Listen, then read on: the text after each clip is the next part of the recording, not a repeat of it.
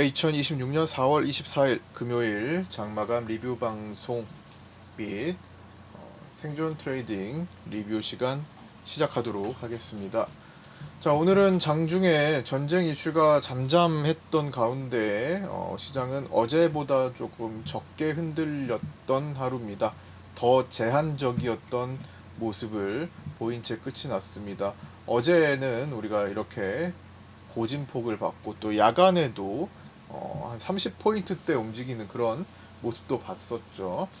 다소 오늘 본장 때는 진정된 모습을 보여줬습니다. 진폭 자체가 많이 축소되어 있었고요. 물론 없진 않았죠. 아침에 고가가 985고 저점이 963이면 20포인트 이상을 봤는데 그래도 상대적으로 야간과 전일 움직임보다는 조금 차분했던 날이었습니다.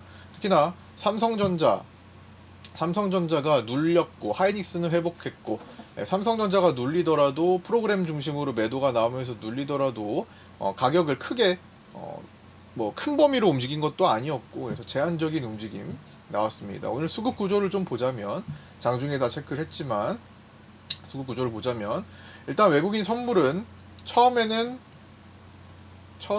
왔다 갔다 많이 했었죠. 그래서 초반에는 처음부터 이제 프로그램은 이렇게 아침부터 매도였죠. 그 다음에 오후장 들어가지고 반등 구간에서 이제 매도를 멈추고 끝났지만 전반적으로는 1조 5천억에 해당하는 정도로 매도했고 이 매도 속에는 주로 오늘은 삼성전자를 타겟으로 그 다음 하이닉스 타겟으로 대규모 매도를 만들어냈습니다. 그래서 약간 오전장에는 삼성전자 비율이 매도 비율이 더 높았는데 끝날 때 되니까 뭐 삼성전자와 하이닉스 비율 모두 높아져서 아주 큰 차이를 내고 있지는 않네요. 어쨌든 오늘은 프로그램은 이런 식으로 눌렀고 자 이런 식으로 프로그램은 여기까지 눌렀고 마지막에는 멈춰 있었고요. 그 다음에 외국인 선물은 들어올 때마다 반등을 시도했습니다. 외국인 선물은 이렇게 들어올 때마다 반등을 시도해주고 나갈 때 꺾이면서 프로그램의 방향을 탔죠. 삼성전자가 지금 뭐 가진 리스크 요인은 외국인들이 생각하기에는 어쨌든 파업 리스크죠. 네. 그게 일단 지금 흔들리는 요인으로 볼 수 있는데 사실 뭐 어차피 그것도 다 풀릴 것으로 기대하면서 밑에서 깔고 들어올 가능성이 높아요. 지금 외국인들이 이미 삼성전자의 보유 비중이 49%대까지 떨어져 있기 때문에 지난번에 48%까지 갔던 거에서 지금 회복시키고 있는 단계잖아요. 더 뺄 것도 많이 없어요. 사실 외국인들이 삼성전자를 빼봐야 제한적입니다. 47대까지 뭐 쭉쭉 빼고 가기가 어렵습니다. 기존에도 물론 옛날에 2010년 이전으로 가면은 한 번씩 있지만 최근 10년만 봐도 없어요. 48%대가 마지노선이죠. 그걸 이미 찍었다가 최근에 이제 천천히 다시 사들이고 있는 단계라 관리 차원에서의 움직임이 좀 많이 나올 거고요. 그 다음에 또 추가적인 수급은 마지막에 개인 선물이 쭉 타고 들어왔다라는 거. 요즘 보면 자 개인 선물의 방향성이 지수의 방향성과 일치했습니다. 자 이거는 대중성이 아니에요. 대중적인 스탠스가 아닙니다. 대중 개인이라고 보기가 어렵죠. 보통 일반적인 우리가 이제 지금까지 계속 이제 알고 있는 개인들의 특징은 저 지점에서는 매도로 갑니다. 역방향을 태우는 특징이 거의 대부분이죠. 근데 저렇게 결을 탄다라는 것은 좀 성적이 좋은 개인들, 좀 규모가 큰 개인들 있거든요. 이제 요즘 워낙 왕개미, 슈퍼개미 큰 손들이 많다 보니까 그분들은 일반 대중 개인의 포지션을 따르지 않아요. 그래서 그런 규모의 돈들이 그냥 순식간에 요즘 막 1,000억씩 막 선물 베팅하는 개인들 되게 많이 요즘 볼 수 있거든요. 커뮤니티 가면 그래서 그런 경우도 다 포함되어 있습니다. 그래서 지금 보면은 결대로 움직인 것도 그런 류의 수급이지 않을까 추정을 해봅니다. 대중성이 아니에요. 특정 누군가 주도해가지고 대규모 거래를 일으키는 그런 경우로 볼 수 있습니다. 그러니까 나름대로 신흥 슈퍼개미, 신흥 왕개미라고 볼 수 있습니다. 그래서 이걸 가지고 저거 반대로 무조건 가겠지라고 좀 보기에는 좀 억지가 있어요. 물론 개인 아무리 큰 손이어도 개인 큰 손이어도 외국인 앞에서는 다 개미일 뿐이지만 결과적인 그림은 좀 다르게 나타나기도 합니다. 그래서 이런 것들을 좀 구분을 좀 해주실 필요가 있고, 일시적으로는 개인 선물 매수가 쭉 치고 올라오니까 잠시 눌렸는데 그게 막판에 빚값과 연관된 자리였고, 자 여기서 제가 라이브 방송 때 막판에 이것과 여기와 여기가 지금 연결된다라고 말씀을 드리면서 딱 표기를 하고 나서 거기서 막혔죠. 근데 거기가 마침 당일 피보나치, 자 여기서부터 여기까지의 61.8 반등 자리에 겹쳐 있었습니다. 그러니까 유의미한 자리에서 개인들 선물 매수가 따라오다가 멈춰선 거예요. 이만큼 올라오니까 유의미한 자리에서 잠깐 제도 걸고 소강 상태로 끝난 거죠. 어차피 오늘 뭔가를 결정 짓는 날은 아닙니다. 결정 짓는 날은 아니었어요. 어떤 거? 방향성. 그냥 변곡 구간 진입 중인 상태죠. 일봉상으로 보시면, 자 고가를 돌파한 시장은 역시나 추가적인 상승세를 보일 가능성을 높였기 때문에 외국인들은 선물 매도를 철회했고 매수로 크게 스위칭을 하지 않고 있어요. 자 보시면 오늘도 마찬가지입니다. 제가 계속 최근에 외국인들이 이왕에 매도에서 매수로 매도를 축소한 거 매수로 스위치할 수도 있는 거잖아요. 그렇지만 어떻게 한다고요? 외국인은 뭘 한다고 했죠? 제가 포지션을 선물에서 포지션을 당일 기준 종가 기준으로 가볍게 만들려고 합니다. 기억나시나요? 기억나시면 1번 한번 부탁드릴게요. 이게 외국인들의 의도 파악 되게 중요한 거라고 생각합니다. 외국인들이 지금 매도를 축소한 것은 생존의 대응에 가까워요. 아니 그거 가만히 있었으면 어떻게 됐을까요? 우리 손실이 얼마나 컸을까요? 외국인들이 수조 원대의 5조 원, 6조 원 이상의 8조 원, 7, 8조 원 이상의 매도를 잔뜩 가지고 지금 이거를 그냥 온몸으로 그냥 맞았다고 생각해 보세요. 물론 외국인들이 그렇게 가지고 있으면 저렇게까지 가지도 않았겠지만 이거를 그냥 받아들였으면 손실이 당연히 엄청나게 컸겠죠. 물론 지금도 손실이긴 하지만 외국인들 올라오면서 스위칭까지는 아니고 그 청산을 했기 때문에 쇼커버를 했기 때문에, 그래서 외국인들은 지금 자신들이 원래 하려던 포지션을 하나를 가지고 있어야 돼요. 그렇게 되면 대응을 해야 되니까. 그래서 대응할 수 있게 가볍게 만들고 있습니다. 자, 대응.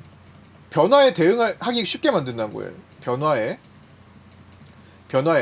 대응하기 쉽도록 만드는 거죠. 어떻게 해야 돼요? 중립을 유지하는 겁니다. 지금 외국인 최근에 계속 샀다가 줄이고 이런 거 되게 많이 나와. 이제 매수를 중립으로 바꿨으니까. 그거를 매도를 중립으로 바꿨으니까. 그걸 매수를 늘릴 정도로 지금 외국인들이 여유롭진 않아요. 현물도 많이 팔았겠다, 그죠? 그래서 물론 많이 남았긴 하지만 평가금이 올라갔으니까 그렇죠. 다시 사들여야 되는 입장이기도 하고, 삼성전자 같은 거는 뭐 천천히 하겠지만요. 변화에 쉽게 대응하도록 지금 중립 처리를 계속 많이 하고 있습니다. 그래서 변화는 이런데 변곡 변화가 나올 때 대응할 수 있게 하는 거예요. 근데 자 지금 이제 변곡 후보가 됐죠. 제가 요거 휴전 무기한 연장하면서 3.5일 시한부, 물론 트럼프 대통령은 부인했지만 그래도 한 그쯤 돼가지고 뭔가 변화가 있을 것으로 지금 시장은 추정하고 있잖아요. 어차피 빨리 할 거다라고 얘기를 했고, 물론 오늘 밤사이에 트럼프 대통령은 그렇게 급하다라는 의견에 대해서 반발은 하긴 했습니다. 나 급한 거 아닌데 왜 급하다고 하냐. 그런 얘기가 많았잖아요. 트럼프 대통령이 지금 마음이 급하다, 빨리 이걸 종료시키려고 한다. 근데 거기에 대한 반발을 했어요. 나 급하지 않다. 그래서 요게 어쩌면 다음 주로 미뤄질 수도 있지만 어쨌든 자꾸만 대화를 하려고 하는 시도를 뭐 하고 있죠. 물론 이란 쪽에서 좀 강경하게 나오지만 둘이 이제 해결이 되기가 쉽지 않지만 어쨌든 해결하려고 하는 그 의지를 시장은 보고 나스닥과 함께 올라왔잖아요. 시장은 항상 그 앞으로의 상황들, 의지를 보통 보긴 하니까 반영이 먼저 되니까요. 그래서 풀릴 것이다. 그러면 자, 그 내용도 결국에는 이 흐름을 만들었고, 자 이제 변곡 구간을 만들어야 되는데, 자 이 날짜가 반영된 모든 변곡 구간 지금 월요일이죠. 월요일 화요일 저는 월요일이 되게 중요하다고 생각하는 것 중에 첫 번째가 일단 요 일정도 있지만 일단 예고되었던 일정도 하나 있지만 그리고 주말 이슈가 요즘 많잖아요. 주말에 뭔 얘기 많이 하잖아요. 많은 것들이 변할 수 있잖아요. 그것도 시장 참여자들이 알기 때문에 지금 옵션 베팅을 해가지고 무슨 흐름이 나오죠? 위클리 옵션에서 등합이 프리가 높습니다. 지금 오늘도 위클리 옵션 월요일 거에서 현재 아까 26이었는데 종가상 24.85로 끝났어요. 972.5 등가에서 24.85로 끝났습니다. 하루 남기고 여전히 굉장히 높은 프리를 보이고 있습니다. 이거는 뭐 주말에 무슨 일이 있을 수도 있겠지에 베팅이 양쪽으로 다 들어가 있는 거고, 만약에 그런 일이 있는 경우에 여기에 맞춰서 옵션은 움직이겠고, 그렇지 않은 경우에는 폭삭 주저앉겠죠. 근데 그럴 가능성을 보기 때문에 프리가 안 빠집니다. 주말 앞두고. 요즘 주말 앞두고 프리 잘 안 빠지려고 하긴 해요. 그래서 월요일 일정 세 번째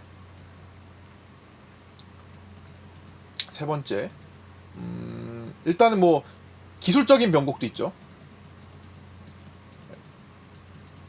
기술적인 지금 위에 볼벤 그 다음에 추세 다 붙어 있잖아요. 수렴하고 있잖아요. 수렴권 수렴 그 다음에 또 뭘 볼 수 있죠? 자, 위클리 옵션에서 외국인들이 목요일에 244억 베팅을 했는데 얘를 지금 금요일 하루 앞두고 관리를 수익인가요? 수익이 아니에요. 보통 외국인들이 그 옵션을 릴레이 콜 가지고 큰 수익으로 커버를 하는 경우에는 들어온 다음 날부터 관리를 해주는 경향이 컸습니다. 아마 되새겨 보시면은 그런 것들 되게 많이 봤을 거예요. 그냥 예를 들어 월요일에 목요일 위클리 타고 들어오면 화요일부터 그냥 갭상승이 일어나는 거야. 목요일에 월요일 위클리 옵션을 릴레이로 들어오면 금요일부터 갭상승이 나오는 거죠. 그래서 처음부터 그냥 도망가 버리는 경향이 좀 많았었어요. 근데 오늘은 그렇지 않죠. 오늘은 목요일에 들어와서 금요일에 위클리 옵션, 콜 옵션 외국인들이 들어와 있는 위클리 콜이 975에서 982.5 정도 사이인데 지금 그 옵션은 뭐 수익이 아니죠. 빠졌죠 오히려. 손실이죠. 지금 외국인들 위클리 옵션 현재 추산 100억 정도의 손실입니다. 벌써 하루 지났는데 최소까지는 아니고 추정 100억 정도 손실을 보고 있는 것으로 추정돼요. 들어온 거 240억에 추가적인 오늘 옵션도 있었으니까. 자, 그러면 이런 경우 두 가지 선택지가 있겠죠. 끌어올리는데 힘을 써서 이 100억을 살리든지, 두 번째 얘를 그냥 244억 포기를 하고 나머지로 대규모 포지션을 한 번 더 구축해서 그걸 방향을 쓰던지 힘을 쓰던지. 선물에서 200억 정도 커버하는 거는 사실 뭐 조단이 들어가는 날은 쉬워요. 방향성 좀 나오면. 그래서 월요일에 변곡 가능성이 있는 날이기도 한다라는 거죠. 매수로 땡겨가지고 외국인들이 선물을 한 1조 원 가까이 매수로 땡겨가지고 이거 나오면 옵션도 커지고 옵션도 회복되고 콜옵션이니까 콜옵션도 회복되고 선물에서 수익이 나겠죠. 그리고 마지막에 이제 돌려놓을 수도 있겠고 어느 정도는 뭐 조 단위로 가면 잘 안 돌리긴 하지만 요즘은 뭐 마지막에 돌리기도 하니까. 그 다음에 이렇게 빠지는 경우 매도를 키우겠죠. 그 매도를 키워서 만약에 1조 원 매도를 해. 그 다음에 이거 빠져요. 그러면 옵션 이거 244억 금방 커버되죠. 그래서 여러가지 월요일에 변곡 가능성이 일단 높다라고 보면서, 그렇지 않을 수도 있잖아요. 월요일에도 이 선상 유지할 수가 있어요. 이 지금 요 추세 수렴 여기 이 레이더 안에 계속 들어와 있을 수도 있죠. 그러면 당연히 미뤄지는 거고, 그렇게 되면 다음 이슈로 봐야 돼요. 근데 지금 다음 이슈는 BOJ는 사실 동결 확률로 봐야 되니까 별다른 큰 리스크 요인은 없지만 전망치를 또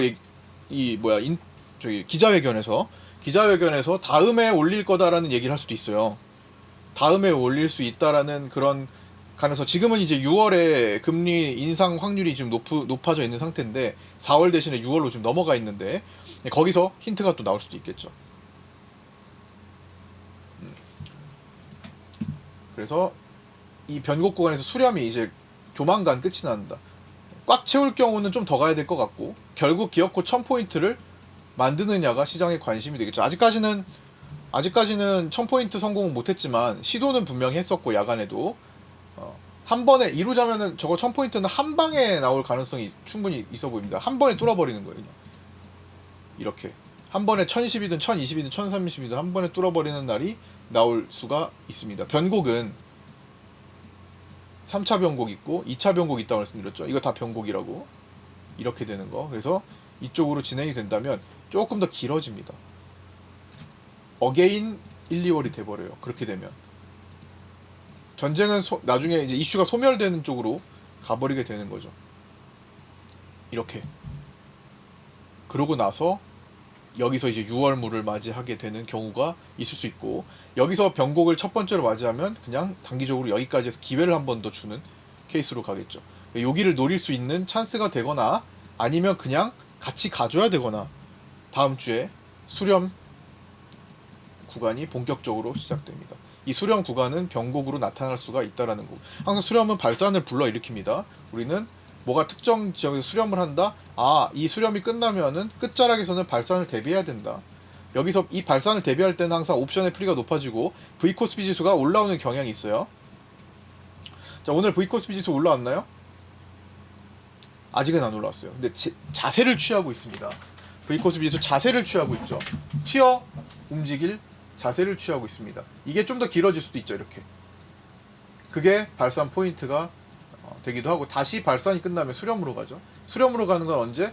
5월 만기쯤 되면 또 수렴으로 갈 수 있어요. 물론 좀 그 구간이 짧긴 하지만 왜냐면 다시 그 옵션의 프리는 5월 만기 앞두고 다시 줄어들 거기 때문에 그래서 그 포인트가 만기 전주에 나타날 확률이 높고 전주나 전전주 그게 바로 다음 주와 다다음 주죠. 근데 일단 제일 먼저 우리는 가까운 걸 먼저 봐야 되니까 월요일의 가능성은 아까 그 네 가지 정도 요인으로 본다. 그리고 뭐 거기서 요인을 더하면 뭐 삼성전자 하이닉스에 대한 결정 자리가 되고 있는 거죠.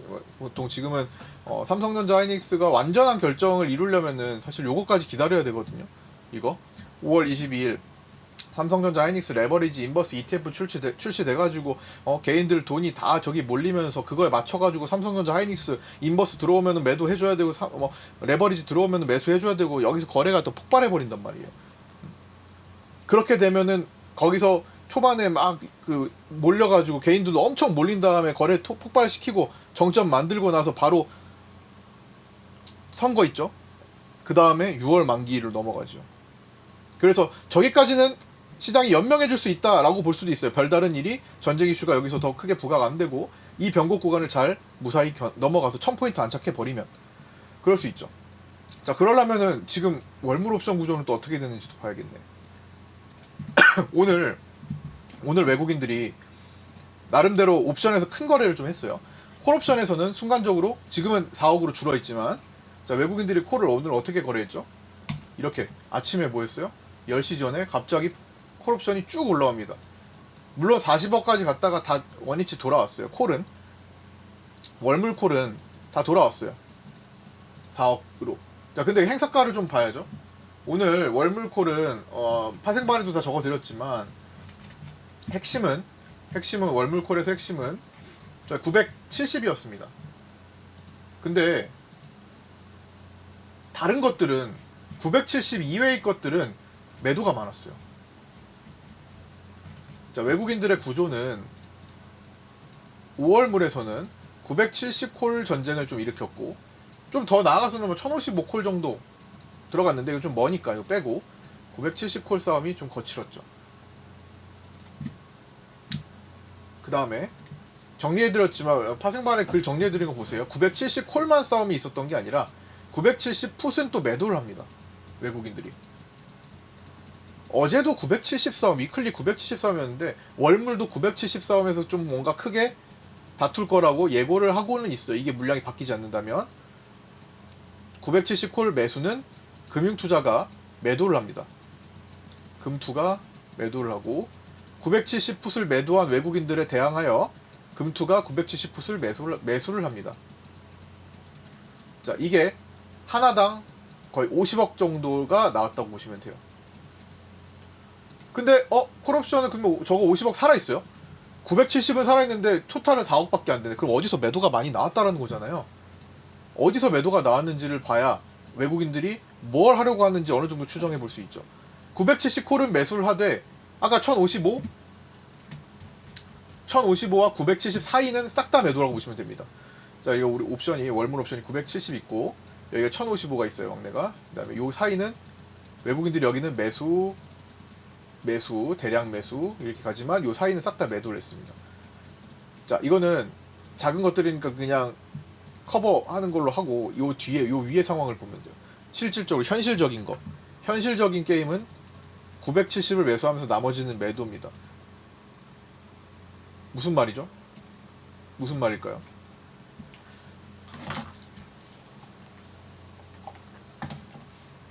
이거는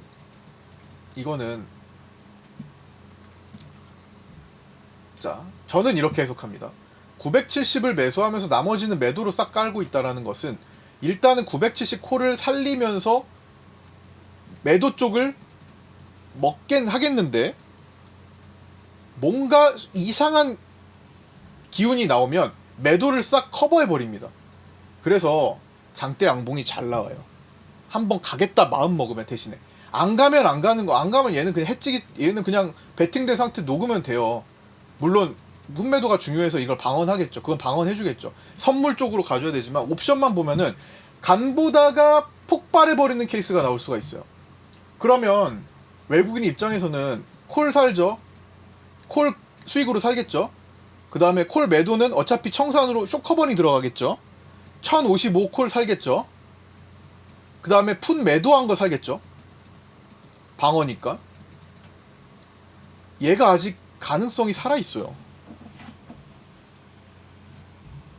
시장은 아직 얘 기운을 보고 있는 거죠. 물론 저게 반드시 나온다는 얘기를 하는 거 아닙니다. 기운이 살아있다는 거죠. 아직은 꺾이지 않았다는 거죠.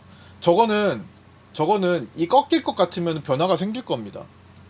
이 꺾이는 상태에서 외국인들이 선물 매도를 해줘야 되잖아요.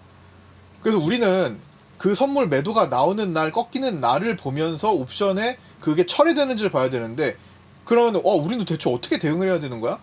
변곡으로 대응을 하는 거예요. 변곡으로. 이거 나올 것 같으면 얘를 추격이라도, 추격이라면 좀 그렇지만 이 분위기를 보면서 맞춰가야 당하지 않는 거고.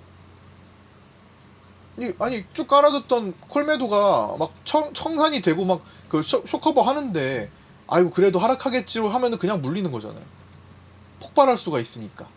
각도를 갑자기 이렇게 확 높여버릴 수 있다니까요. 그런데 그 상황이 만들어지지 않고 빗각을 깨면서 외국인들이 선물을 매도하는 상황이 된다면 아까 전에 들어갔던 콜이 아니라 970 풋이 거쳐야 돼요. 얘가 거쳐줘야 된다고요. 얘가. 외국인들은 자, 우리 옵션 매수는 베팅이고요. 매도는 생존입니다. 옵션 매도를 물량을 위협받을 것 같으면 처리를 해줍니다. 얘를 까야 돼요. 이게 나오면. 그래서 이게 같이 동반이 되면 여기에 맞춰서 가져야 됩니다. 우리는 그거를 준비를 하고 시나리오를 짜고 준비를 하고 월요일이든 화요일이든 수요일이든 다음 주에 나올 수 있을 만한 다음 주부터 연휴는 아니죠. 5월 1일, 5월 5일인가요? 네. 휴일 끼고 있는 그 주에 5월 만기를 앞두고 갑자기 V코스피 지수 튈 수 있는 그런 시기에 얘를 대비를 해줘야 되는 상황이죠. 자, 그럼 파생인들 입장에서는 좋아요. 파생인들 입장에서는 변동이 없는 것보다 움직여주는 게 더 좋잖아요. 노리고 시나리오 A, B, C 짜가지고 놓고 있으면 됩니다. 저도 마찬가지로 어디로 갈지 찍기도 아니고 올라갈 거다 내려갈 거다 그게 아니라 이런 방식으로 움직일 때 우리는 거기에 맞춰서 타주기만 하면 되거든요. 그죠? 그래서 그 포인트를 잡을 겁니다. 이게 나오면 이게 나오는 대로 필요한 것들을 전 읽어줄 거고 바로 파생반에 쏠 거예요. 얘가 나오면 여기에 대한 필요한 내용들이 수반되는지를 따다다다닥 파악해서 저는 그게 그 목록이 있으니까 딱 이거 있고 저거 있고 이거 제거되고 이거 들어오고 이런 걸 파악해서 파생만을 쏠 겁니다. 다음 주는 변화 가능성이 높은 상태라는 것을 염두에 두면서 봐야 되겠죠. 네. 어쨌든 이 수렴 끝에 수렴은 상승인데 무슨 수렴이라고 볼 수 있는데 이 빗각 말씀드리는 겁니다. 원래 주식도 제일 무서운 게 이거 아니겠습니까? 자, 주식도 모든 마찬가지예요. 지수도 마찬가지고 이 각도를 유지하다가 각도를 높인 여기가 센 거예요. 여기가 센 거잖아요. 하락도 마찬가지. 이게 센 게 아니라 마지막 투매가 센 거죠. 이게 센 게 아니라 이게 센 거죠. 이게 센 게 아니라 이게 강한 거죠. 그리고 그때 흔들리는 게 이게 강한 거죠. 이런 변동이 나와야 파생 트레이더로서 먹을 수 있는 것들이 많아지는 거죠. 데이데이 관리를 하면서 좀 중요한 한 주가 될 것 같다라는 생각이 드네요. 물론 연장이 된다면 어쨌든 5월 만기 안에 승부가 나는 구조를 가지고 있습니다. 오래 못 버텨요, 이런 거는. 각도를 높여서 1050이든 1080이든 우리가 뭐 한 600 갈 때도 700 갈 때도 600 넘어가는데 순식간에 700 가 있고 700 넘어가는데 놀라고 있는데 순식간에 800 가 있고 800 넘어가서 놀라고 있는데 순식간에 900 가 있고 막 그랬잖아요. 네, 그런 것처럼 한번 보내면은 열려버려요. 지금 그만한 돈들이 예탁금지 126조. 지금은 조금 저게 더 늘었을까? 저거는 시차가 있거든요. 4월 23일 기준이기 때문에 조금 줄었을 것 같긴 한데 왜냐면 3일 동안 개인들이 좀 샀어요. 물론 그것보다 더 많은 외부 유입이 있으면은 줄진 않았겠지만 한 130조가 넘진 않았을 것 같은데 4월 21일까지가 매도였기 때문에 그때 늘었어요. 4월 지금 개인들이 예탁금이 여기서 보시면 4월 21일까지 2조 3천억을 매도해서 여기서 좀 늘어났거든요. 요게 D+2에서 4월 23일에 반영되면서 예탁금이 주식을 팔았기 때문에 예탁금이 늘어나죠. 살 수 있는 돈이 늘어났으니까. 그러고서 그 다음부터 3일 연장 개인들이 매수를 했기 때문에 내일부터 나타나는 건 예탁금이 가만히 있으면 줄어들어요. 조금이라도 124조 3조라도. 그런데 이제 외부 유입이 많으면 유지하거나 더 많아질 수는 있겠죠. 그래서 내일 가늠하는 거는 내일 유지되거나 많아지면 와 외부 유입이 지금 계속 일어나고 있네. 예탁금 계속 돈을 싸들고 계속 주식시장 들어오고 있네. 시장을 아직도 강하게 생각을 하고 있구나. 언제까지? 일단 기본적으로 5월 22일 요때까지는 분위기가 식기는 쉽지 않습니다. 식는다고 하더라도 찬스가 될 가능성이 높겠죠. 돈이 많으니까. 저 돈 뭐 하겠어요. 떨어지면 와 떨어졌다 기회다. 올라가면 올라가는 대로 사거나 올라가면 올라가는 대로 못 사는 돈들이 있어요. 아 너무 올라가서 난 부담스러운데 좀 기다려봐야겠다. 그 돈들이 지금 넘쳐나는 상황이라 한번 이런 상황에서 떨어지는 것은 갑자기 이거 사야 되는 거 아니야? 갑자기 몰려버릴 수가 있습니다. 아직까지는 예탁금 저거 무시할 수 없어요. 저게 무시할 수 없는 게 아니라 저게 거의 다라고 볼 수도 있거든요. 사실은 어쨌든 돈이 있어야 올리는 거니까. 그래서 제가 예전에도 기준을 세워드린 게 예탁금이 예전 평년 평균치 들어가면은 녹는다. 근데 지금 시장이 사이즈가 커졌기 때문에 옛날 평균 정도로 돌아가는 거는 너무 오래 걸릴 일이고 안 올 수도 있는 거라서 지금은 8, 90조 원짜리 즉 100조 언더 되면 시장이 흔들릴 여지가 많고 그냥 흔들리는 게 아니라 좀 추세를 타게 되는 경우가 생기게 되겠죠. 근데 100조 원, 90조 원, 80조 원 요 라인에 들어오지 않으면 그냥 눌리는 건 찬스 구간이 됩니다. 대신에 얼마나 눌리냐. 저도 여기까지는 눌려야 외국인들이 승리를 하기 때문에 외국인들이 좀 제대로 먹을 수 있는 요 공간을 좀 봤는데 주지 않았어요. 여기서 결국에는 외국인 또 실패를 했잖아요. 다시 한번 도전하려고 할 수도 있습니다. 근데 그건 또 찬스가 돼요. 외국인들이 어디서 노려 먹느냐에 따라 다르겠죠. 어디서 노려 먹느냐에 따라. 이 구간은 또 조심하셔야 되고. 지금은 섣불리 판단하면 안 돼요. 어떻게 알겠습니다. 어떻게 알겠습니까? 하루하루 이 전쟁 이슈도 달라지고 또 뒤에 붙는 것도 뭐가 어떻게 바뀔지 모르는 그런 상황입니다. 기습적으로 갑자기 신용 리스크가 부각될 수도 있는 거거든요. 물론 당장은 돈 때문에 그렇게 쉽게 나오진 않겠지만 시차를 많이 두고 오거든요. 그런 것들은 뭐 우리 신용잔고가 지금 현재 최고 기록 계속 기록하고 있는데 이것도 시차를 두고 가면은 몇 달 뒤거든요. 그리고 미국에서의 신용 리스크도 시차를 두고 올 것이고, 지금 뭐 미국도 국가 부채가 계속 이 전쟁 터지고 늘어가지고 아까 전에 공유 드렸지만 연간 이자가 1조 3천억 달러를 넘어선 것으로 지금 보이거든요. 연간 이자만. 그래서 지금 그런 리스크 요인도 시차를 두고 다가올 거다. 지금은 이 흐름 자체를 이 엄청나게 많은 돈들과 함께 풀어갈 수밖에 없습니다. 그러니까 뭐 사실 남들 할 때 같이 해주는 것도 좋아요. 그러니까 돈 지금 주식 할 때도 맞고, 그죠? 주식을 어느 정도 적당히 할 때도 맞고, 파생도 변동성 대기하면서 데이데이 맞춰가다가 찬스 구간 나오면 같이 또 힘써주는 구간도 분명히 나올 거예요. 그것도 맞죠. 그래서 이런 사이즈 큰 시장 우리가 예전에 경험한 바가 없기 때문에 지금 되게 막 얼어 있는 경우가 되게 많은데, 사실 되게 적극적으로 도전해야 될 때기도 합니다. 다만 안전거리는 꼭 유지를 해야겠죠. 네. 그리고 이게 줄어드는 시그널이 나왔을 때, 물론 주식도 이런 거 나오면은 잠깐 후퇴해서 여기서 다시 사자, 그런 개념도 좋아요. 예, 그런 게 필요할 수 있어요. 근데 조절을 해야 돼. 너무 바짝 다 여기서 레버리지는 일단 제외합니다. 레버리지를 해가지고 여기서 이 구간에서 당하는 거는 좀 빼고, 그런 상황은 좀 빼고, 기회를 노리려면 적당히 이 구간에서도 끊었다가 그 돈을 활용하는 전략도 필요하다라는 거예요. 레버리지가 제일 안타까운 사례가 이 구간에서 잘리는 경우예요. 이게 여기서 나올 수도 있으니까 더 위에다가 놓고, 이 구간에서 잘리는 경우죠. 가만히 두면은 더 가는 건데 레버리지, 신용 미수로 인해서 잘려가지고 가는 경우가 제일 아쉽잖아요. 지금은 그런 컨트롤 잘 하셔야 됩니다. 돈을 써야 되는, 어쨌든 지금 사람들과 이 예탁금 늘어나는 그 추이에 맞춰서 어느 정도 활용은 해줘야 되겠지만, 그게 곧 레버리지를 강하게 일으키라는 것은 아니잖아요. 그죠? 뭐 파생은 어차피 어쩔 수 없는 레버리지가 들어가 있는 거기 때문에 데이에서 관리를 당연히 해줘야 되는 거고. 자, 다시 요약하면은 변곡 구간이라고 변곡 구간이 다가오는, 원래 여기였는데 밀렸어요. 돌파 되냐 아니냐였는데, 이제 우리는 얘를 분산 과정이라고 보지 않죠. 돌파가 나왔으니까. 진행하는 과정 속에서 이제 막 여기를 돌파한 겁니다. 그래서 아직 빚값 깨지 않고, 물론 순간 일시적으로 깬다고 해도 다시 들어갈 수가 있어요.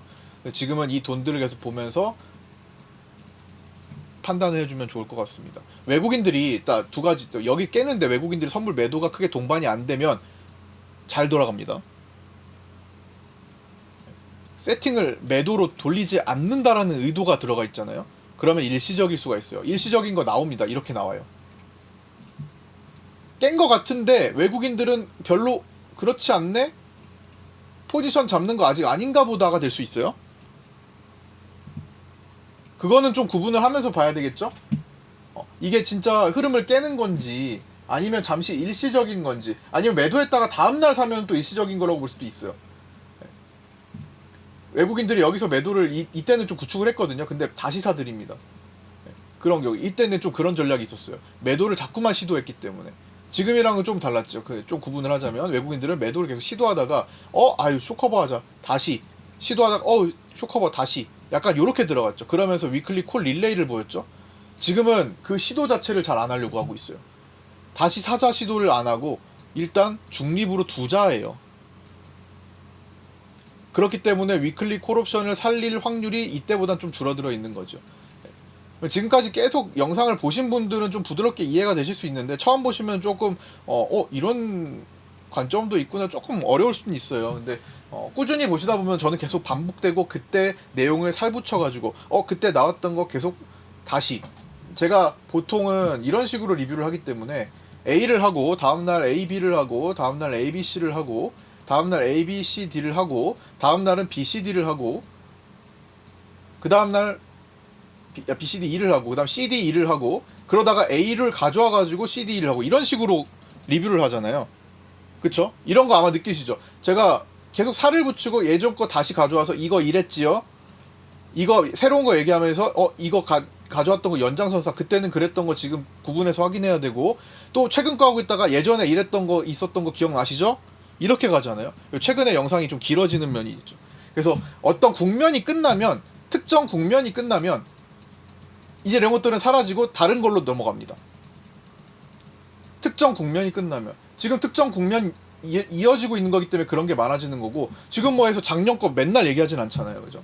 네, 그렇게 구분해서 좀 보시면 되겠습니다. 자, 지금 오늘 그리고 약간 매기가 코스닥 쪽으로 좀 넘어온 것도 있는데, 그것도 좀 연속적인지 좀 파악을 해야 될 것 같고요. 자, 이제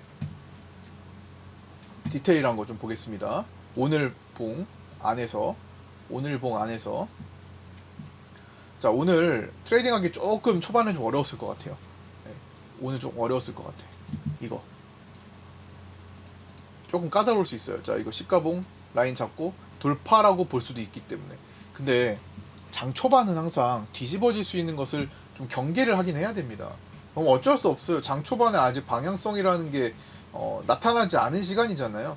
방향성이라는 게 없는 시간에 아침부터 자리 잡고 유지될 거다 라고 단정 지을 수 있는 게 아무것도 없어요. 수급이 쌓인 것도 없고 오늘 무슨 길을 갈지 아무도 몰라요.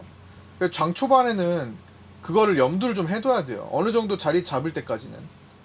그래서 오늘 저 시간대 보면, 자, 오늘 그리고 뭐 아침에는 인텔 영향으로 야간 선물 종가 좀 떨어졌었는데 그걸 좀 커버하면서 시작했었죠. 아침에 인텔 영향으로 야간 선물 종가보다 좀 높게 출발했었고, 자, 수급은 큰 반응이 없었어요.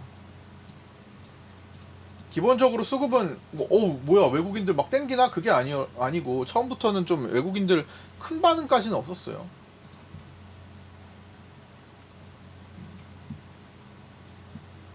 그 다음에 볼벤 상단이 한일자 자리 잡을 때까지는 흐름이 먼저긴 한데, 이때 외국인 선물이 들어와서 혼동이 좀 됐을 수 있는 날이긴 합니다. 근데 볼벤이 바로 잡아버렸어요. 볼벤이 조건이 한일자 자리 잡을 때까지인데 얘가 바로 자리 잡아버렸어요. 그래서 조금 여기서 이게 만약에 공격적으로 들어가는 것도 아니었지만 이거 여기서 어떻게 공격적으로 들어가 뒤집어지면 어떡하려고. 그리고 아직 장 초반인데 수급도 그렇게 엄청 강하다고 볼 수 없는데, 그래서 얘를 나오면서 얘를 기준 음봉 잡아야 됐던 날이라 조금 어려웠을 겁니다. 그래도 난이도가 아침에 좀 있는 움직임이었어요. 바로 볼벤이 자리 잡았기 때문에. 후행이긴 하지만 볼벤은 이거 판단을 해줘야 돼요. 내가 그냥 매수로만 볼 게 아니구나. 그러면서 수급을 봤더니 오늘 프로그램이 이러고 있잖아요. 오늘 프로그램이 뭘 파는데, 프로그램이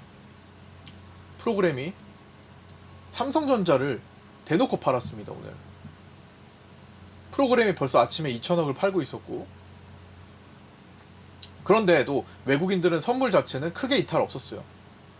외국인 선물은 100계약 이상 1회 정도 매도했을 뿐, 여기서 순간적으로 화들짝 놀란, 여기서 삼성전자가 꺾여서 그렇지 엄청나게 외국인들이 이걸 따라 들어간 건 아니었어요. 프로그램에 삼성전자 매도가 순간 나오면서 장초반 흔들림이 나왔고, 어제 오후장에 있는 구간에 진입해가지고 그냥 평범한 이제 프리 빼는 시간으로 넘어갔던 거죠. 초반에는 처음에만 좀 스타팅 포인트가 좀 꼬이면은 그날이 좀 힘들어질 수 있는 날이었는데, 그것만 잘 무사히 넘어갔으면 그 다음에 할 것들이 있었습니다. 그 다음에는 이게 워낙 이 두 종목이 합치면 시총이 너무 높아서 2170조 너무 절대적이에요. 이거 3등으로 해봐야 100조짜리예요. 그 다음은 독립적으로 움직이는 것들이고, 현대차, LG엔솔 해봐야 삼성전자, 하이닉스가 10분의 1 움직이는 게 더 세요. 현대차, LG엔솔 두 종목이 동시에 10% 움직이는 것보다 삼성전자, 하이닉스가 동시에 1% 움직이는 게 더 셀 수 있다는 거. 지금은 엄청 차이가 크잖아요. 그래서 지금은 너무 절대적이라 이들 움직임에 되게 민감할 수밖에 없는 걸 계속 따지고 그 두 차트를 놓고 봐야 됩니다. 계속. 그래서 그 다음에 이제 그렇게 해서 이제 프리를 빼는 시간 보내면서 밑에 볼벤 체크하고 이제는 중립으로 넘어가죠. 이때부터 이게 들어왔죠. 외국인 옵션 들어오고, 그 다음에 선물은 계속 관리를 어느 정도 매수를 해주고, 프로그램은 빠지고, 개인들 위클리 콜은 늘어나고, 이런 상태에서 양쪽 균형을 맞추는 시간이 좀 가다가, 그래서 볼벤 상하단 움직임이 있다가 오후장 들어가지고 별다른 오늘 장중에 전쟁 이슈나 이런 것들은 크지 않았기 때문에 그냥 삼성전자 움직임에 따랐다. 지금 파업 이슈가 있는 삼성전자의 움직임에 따랐다. 특히 22만 원을 끼고 오늘 개인들 매수 주문이 많았고 또 위에는 기관성 매도 주문이 많았던 날이기 때문에 22만 원을 종가상 안착하는 게 중요했고 장중에 22만 원이 뚫리면 좀 약해진다라는 것도 미리 말씀을 드렸었죠. 그게 자 이건 뭐 오후장 기준으로 뭐 피보나치 잡은 거는 그 뭐 다 포함됐던 얘기고 이런 지점들. 그 다음에 좀 글을 좀 볼만한 게 요게 970 얘기해드렸고 파생반에. 자 그래서 여기 이제 탈 때 얘기를 해보면 점심시간이었어요. 좀 점심시간 기습이었는데 어차피 여기서 분위기를 이렇게 잡고 있다가 얘가 이렇게 만나서 찍고 바뀌잖아요. 이 찍고 바뀌는 건 항상 조심해야 된다 말씀드렸습니다. 볼벤이 이렇게 가다가 찍고 이거 터닝하는 거, 볼벤이 이렇게 수렴하다가 다시 터닝해서 가는 거는 변동 포인트가 될 확률이 높아져요. 이렇게 자리 잡는 게 아니라 볼벤 터널을 형성하려고 하는 게 아니잖아요. 얘가 이렇게 와가지고 수렴하면서 터널을 형성하는 경우랑 구분을 해줘야 돼요. 아 그러면 이거 순간 탈 수도 있겠다. 그래서 이 흐름을 타는데 어디까지? 양봉 나오는 이 시점까지 최소 어디까지 볼 수 있어요? 여기 양봉 나왔네. 직전 음봉을 덮어내는 1분봉 양봉이 출현했네. 1번. 두 번째 어디까지야? 이 볼벤의 이격을 넓혔다가 볼벤 안으로 타고 들어오는 이 양봉 2번. 게임 끝이네요. 이거는 뭐 너무 매일마다 반복되고 늘 똑같은 거라서 그냥 진짜 기계적으로 대응할 수 있는 거라고 생각합니다. 그 다음부터 1차 블루, 2차 레드, 3차 618 이렇게 가지 않았을까요? 그 다음에 여기 빗각이고 이거는 점심시간이어가지고 그냥 스스로 대응을 할 수밖에 없어요. 점심시간 때 저도 뭐 좀 먹고 자료 좀 보고 있는 시간이 많아가지고 그래서 이런 것들 기본적인 게 계속 숙지하면 돼요. 어디서 숙지한다고요? 나는 요즘 들어와가지고 최근에 들어와서 잘 모르겠는데 어디서 숙지한다고요? 카페 정혜원 기준입니다. 여기 정혜원 파생반 카페 들어오시면 정혜원 파생반 장마감 플러스 트레이딩 리뷰 방송 작년 6월 거부터 쌓여 있습니다. 수없이 포인트들 내가 오늘 장에서 뭐 어떤 식의 기준을 잡고 트레이딩 하는지 처음부터 다 역사적으로 남아 있어요. 올려드린 건 이제 6월 30일 거부터. 자 그리고 카페 들어온 김에 공부를 진짜 이렇게 하시면 실력이 안 늘 수가 없습니다. 여기 보면은 커피 712 오늘 오랜만에 이제 방송 후기 올라왔는데요. 실전 1년 6개월 차 커피 712 요즘 진짜 열심히 하시거든요. 저 이 영상을 누구보다 열심히 들었어요. 댓글 지금 다 올라와 있습니다. 이 파생반에 계신 분들은 이 영상 다 찍어볼 수 있잖아요. 막 몇 번씩 반복하시는 것 같아요. 댓글이 커피 712니까 싹 다 달려 있습니다. 아마 보시는 것만큼. 이거 클릭하면은 이렇게 나온단 말이에요. 이걸로 지금 이 안에 영상에 다 달려 있다라는 거예요. 이거 파생반에 계신 분들만 클릭될 겁니다 아마.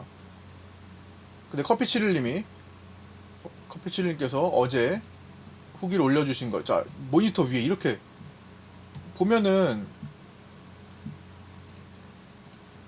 정말 예쁘게 기억에 남게, 야 이거 진짜 이렇게 차트에다가 표기하는 거 진짜 내가 이거는 좀 기억하자, 진짜 중요한 거다, 잊지 말자, 이렇게만 해놓고 계속 보면 숙지가 되겠죠. 왜냐면 사람은 계속 까먹어요. 내가 알던 것도 트레이딩 하다 보면 까먹어요. 우리 거 오늘 또 단타가 하나 간다. 지금 어제 오늘 그거 있죠? 종목 오늘도 괜찮다고 했던 거 지금 움직이네요. 다시 단타 구간으로. 자 어쨌든 이렇게 사람은 망각의 동물이기 때문에 계속 잊어버려요. 내가 뭘 하고 있지 순간적으로 아는 것도 적용을 못 하고 있을 때가 있어요. 근데 계속 그거를 나를 채찍질 하는 거죠. 내가 지금 맞아 그거 있었잖아, 왜 나 그거 아는 거 왜 또 적용 안 했어? 순간적으로 놓칠 때 이런 것들로 다 지금 케어하는 거죠. 이런 것들 반복하면 숙지가 됩니다. 야, 이거 커피 7일만에 커피 7일님만의 노력. 박준사님 멘트 중 그러니까 모니터에 붙였어요. 냉장고에 붙였어요. 나는 뒤돌아서면 잊어버리는데 당장 실행. 예, 맞아요. 냉장고 모니터 다 저도 다 했었던 거죠.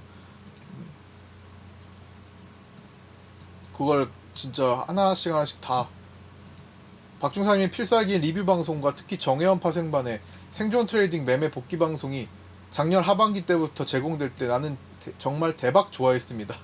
요거 작년 6월 30일부터 매매일지 올려드릴 때 그거 다시 공부하는 거. 예.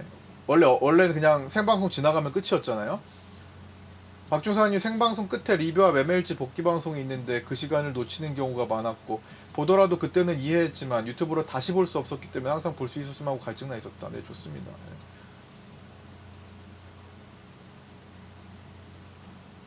정말 좋은 일지 써주셨고 길게 있는데 제가 항상 시장에 위축되지 않는 그 생각 중에 하나가 이거였거든요. 이것도 이제 기억하시네요. 지금 대부분의 파생인들은 뭐 주식도 마찬가지예요. 과거에 손실을 안 본 사람이 어디 있겠습니까? 자, 그거 손실 자꾸만 생각나서 이거 어떡하지, 나 이거 복구해야 되는데 여기에 너무 심취해 있으면요 지금 뭘 할 수가 없어요. 지금 새로 뭔가를 차곡차곡 쌓아 올려서 할 수가 없습니다. 그냥 나는 외국인한테 돈 빌려줬다. 아이고 내가 지금 뭐 몇 억이 손실 났든 몇 천이 손실 났든 나 그냥 외국인한테 잠깐 대출해줬다. 내가 그동안에 너무 쉽게 외국인 보증을 서줬다. 하지만 그거 다시 찾아올 거다. 내가 성공해서 찾아올 거다. 시장에 돈 맡긴 거고 외국인한테 다시 찾아올 수 있다. 내가 잃어버린 게 아니라 잠깐 빌려준 거다. 뭐 이런 개념으로 생각하시면 내가 실력이 늘어나면 다시 찾아올 수 있는 게 또 이 바닥의 섭리 아니겠습니까? 예. 너무 여기에 좌절해 있고 이걸 복구해야 된다는 생각만 있으면 급해져요. 급해져요. 여기 보면 실력이 붙으면 언제든지 이자 붙여서 찾아올 수 있다고 생각한다. 되게 중요한 생각이거든요. 손실 안 났던 사람이 어디 있어요. 손실 없었던 사람이 어디 있어요. 다 찾아오면 되는 거죠. 근데 그 찾아오는 방식이 내가 급급해가지고 그냥 공격적으로 급급해가지고 빠른 시간에 뭔가 해보려고 하다가 찾아오는 거, 그거 하다가 더 깨질 수도 있는 거고, 더 깨지기 쉽고. 하지만 편안하게 나 그거 어차피 그냥 내 친구 외국인 형 좀 빌려준 거야.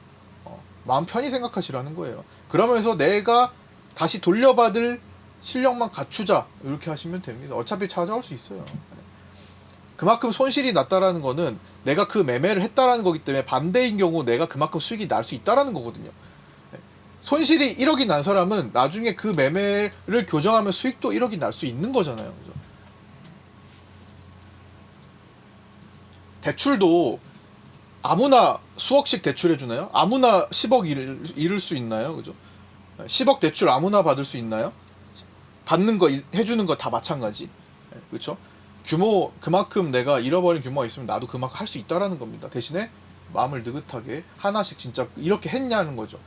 지금 보면은 커피 7일님처럼 매매일지 복귀 꾸준히 하고 이렇게 공부했냐라는 거죠. 하지도 않고 바라는 거는 그건 도둑의 마음이고, 그렇죠?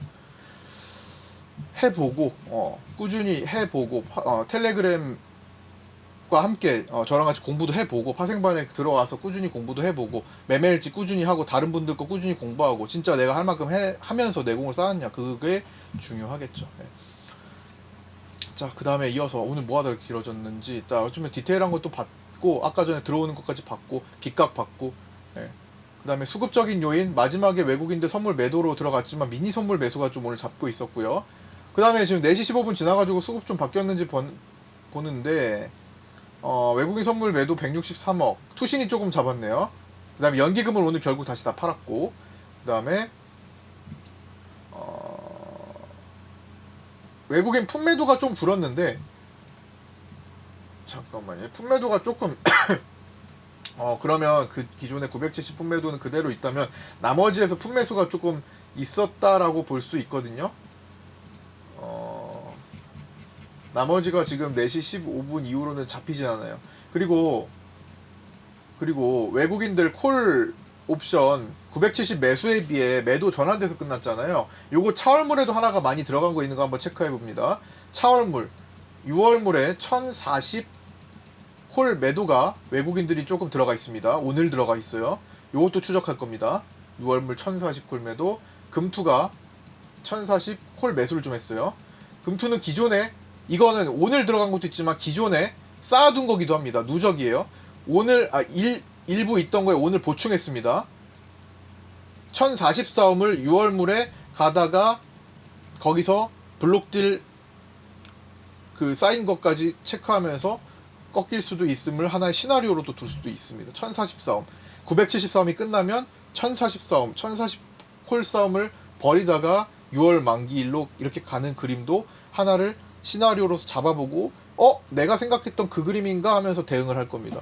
거기에는 필요한 내용들이 수반되는지를 봐야겠죠. 자, 하여튼 요 정도로 오늘 마치고요. 조금 까다로운 시장일 수 있습니다만 하나하나 차분히 생각해보고 기존에 있던 내용들과 누적해가지고 비교해보면은 다 할 수 있어요. 그리고 오늘은 뭐 주식 쪽이 코스닥 쪽이 강했기 때문에 가지고 있던 것들 뭐 신고가 3개를 찍기도 했고 흐름이 좋았죠. 한 팀장님과 겹쳐서 관심 공유 드렸던 거, 공개 드렸던 거 YJ링크도 오늘 급등 했었고 장중에 현재는 17.6%로 끝났네요. 뭐 이거는 뭐 주식반에서 같이 가고 있는 거고, 웬만하면 파생반 하시는 분들도 주식반 같이 들어오면 뭘 부담 안 되거든요. 그거 금액 얼마 안 돼요. 예. 같이 하시면 좋고, 특히나 주식반만 있는 경우에는 파생반 가입해서 시장 흐름을 좀 더 디테일하게 보는 게 더 좋습니다. 예. 그 정도 투자는 같이 해주시는 게, 다 부담 안 되는 금액으로 설정했으니까 나중에 올리기 전에 미리 해서 좀 손발 맞춰주시는 게 좋을 것 같아요. 자, 우리 거 단타주 올라가네요. 자, 오늘 여기까지 마치고요. 나머지는 이제 생존 트레이딩 카페 매매일지 올려주신 분들 하나씩 살펴보면서 마치도록 하겠습니다. 녹화는 여기까지 할게요. 뭔가 부족한 거, 빠진 게 있으면 제가 두서없이 얘기하다 보니까 분명히 빠진 게 있을 겁니다. 오늘 해야 되는데 놓친 것들, 이런 것들은 월요일에 다시 이야기 나눠보도록 하겠습니다. 월요일 아침 8시 20분에 뵙겠습니다. 방송에서 뵙겠습니다. 감사합니다.